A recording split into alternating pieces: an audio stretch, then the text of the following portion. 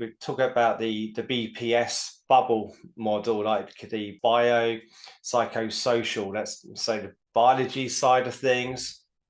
things what are actually happening in your body, the chemical reactions in your mind and everything else, and also psychology, so that what we talked about massively already today, but about making those mindset changes and what happens in your brain, and of course social, and social, and all these bubbles, think of them as bubbles or circles, and they all interweave with each other. And it's knowing Mm. where you kind of, if you know where you sit on those, it is quite vital for you to make changes, because they all touch on each other and they all influence it with each other. Mm. And and Absolutely. the social element, and we talked quite a lot about the other ones, but I think you touched on it just then about the social element is to me quite a big thing as well, because it's, you think about people who can cope well with fibromyalgia often have quite a good support network, from Mm. friends and from family. It's so sad to see when you see these threads on social media where you've got someone. An example the other day I saw where this lady basically has got a husband who is resentful for her because now she doesn't work. She can't work because of fibromyalgia. He's having to work more hours, and Mm. because it's an invisible condition, he just doesn't get it. He basically thinks she's lazy. She thinks Yeah. that she's bone idle, that she can just get over this. Doesn't really. Right. And but so in that sort of situation, you think, how's that affecting her mental health? And of course, Yeah. you know, and that just feeds back into that cycle and making all your symptoms worse. So Right. if you're never going to be able to break free from any of these symptoms from for living the life she wants to live from it, because it's just this kind of toxic atmosphere just feeds back into it. I just wonder what your take on all that is. Well, I have absolutely seen this over and over and over. And I've worked with a Mm. lot of clients over, not with fibromyalgia, but you can fit this in with something else like Yeah. PTSD or like, interesting, I did find there's quite a high sort of comorbidity with fibromyalgia and PTSD. There's quite Yes. an overlap. Um, Yes, it is. interestingly. Um, but I've seen this over and over, and I would love to. I think a lot of people in the field that I'm in and you're in, they like to see themselves as like, do I have the skills? Do I have the power? And they kind of look at their own self and think, yeah, I'm a great hypnotist. I can do all this stuff. I can. Like as if the work they do doesn't exist in a broader context, Yeah. right? Because it absolutely does, and it always does. And those variables are always in the mix. And here is a thing I have seen from working with hundreds of clients who have got either a formal PTSD diagnosis or it's not my job to diagnose, but they'd get one easily if they showed up and asked the right person and presented the stuff, right?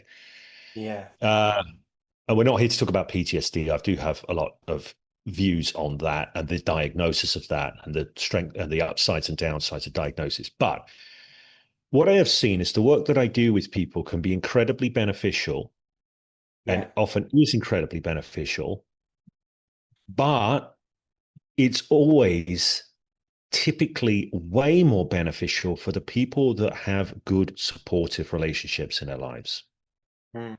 right? Yes. So, like for people who've got that, I can contribute to a bigger picture that really helps them make positive changes. For people who don't have that, I'm not Mm. saying I can't help them, but boy, does it make the work more Yeah. challenging, right? So I've seen it. Good, supportive relationships, good quality relationships matter. They make a difference. Something I think I heard this from Stephen Gilligan, but he was quoting somebody else. He said the most healing thing that a human nervous system can experience is another human nervous system. Mm. But it can also be one of the most harmful things, depending on what that other human nervous system is doing, how it's being with you, how it's resonating, how it's relating. I think Yeah. that's one of the things about being a change work practitioner or a hypnotist or whatever. A lot of people look at hypnosis and they go, oh, it's about words. It's about language Mm. patterns. It's about this. Well, sometimes it's about other qualities as well, like the qualities of being with somebody and how you're able to be with them. And for some people that I work Connection. with, yeah, I'm the only person they got that with. Mm. Right now, for other people I work with, they've got that with other people. They've got a family, they've got a good family, and that really contributes and it really helps. And then you get Yeah. other situations, you know, some people are they're not great. They don't want other people's light to shine for whatever reason, you know. The ego loves nothing more than to make others wrong. Some people have got partners in their lives who don't want them to shine. They want them to stay in their place so they can be, Yeah. they can be up while the other is down. And that is Yeah. unfortunate that that is the case, but it Yeah. is the case. And and it does make a difference. Now, as I'm saying this, I don't want anybody who's listening to this to think, well, I don't have a good relationship, so there's no hope for me, Mm. right? I wouldn't want anybody to think that. There is. There's also, like, if you start to, and this is a difficult invitation. This is definitely in the easier said than done category. But I would invite you to be open to the possibility that you could have, even if it's not easy to see right now, much richer relationships in your future. That doesn't mean like you find your soulmate around the corner or anything like that, but relationships can always improve in a variety of different ways, and that sometimes that might need to be a part of the picture. I actually work quite often with couples. As an Yeah. extension, I will invite their partner in if I feel that they're not like cohesive or there's issues in a That's relationship, interesting. Yeah. right? Relationship issues are never insignificant. Mm. So if you're a hypnotherapist or a hypnotist and somebody comes in and says, um, literally any issue that they're going to bring in, I'm not saying you should always dive into doing couples work or anything like that, but take something like a lot of hypnotherapists will do smoking cessation. Mm. Then they come in, they got their smoking cessation protocol. You know, what is their relationship, their primary relationships? How do they relate to smoking? You know, Yeah. are they bound together by smoking? Is Do they have a significant partner that's really keen for them uh, to transcend that smoking, and also in a very positive and generative way, not in a kind of you need to stop smoking, you need to, not in a combative adversarial way. These things are hugely significant if somebody wants to change, a behavior. Yeah. Somebody wants to stop drinking, but their partner loves to drink and they want someone to drink with in the evening. That's not an insignificant thing. Mm.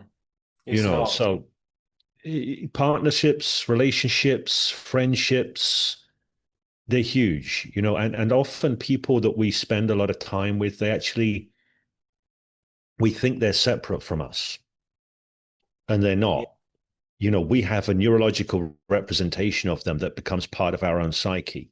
Isn't there a saying or something? Something like you are the sum of the five people you hang around with. There's something like that. Right. I think that's really, really true. Back in December, unfortunately, I lost one of my oldest and closest friends, who's Sorry to been hear that. a part of my life for such a long time, a very significant part of my life. And I didn't even realize how much of a significant part of my life. It's just like, you know, but I kind of like, I really notice now that he's not there, how much he Yeah. was there. Do you see what I mean? Like, even when he wasn't Yeah. there, he was there. There's so many things that are conversations that I would have had with him that come Yeah. up in everyday life. And I'm like, oh, he's not there to have that conversation with. And I know how many conversations I've had in the past that have contributed to making up how I am right now. Right. All of those Yes. conversations have been part of making the me that is now.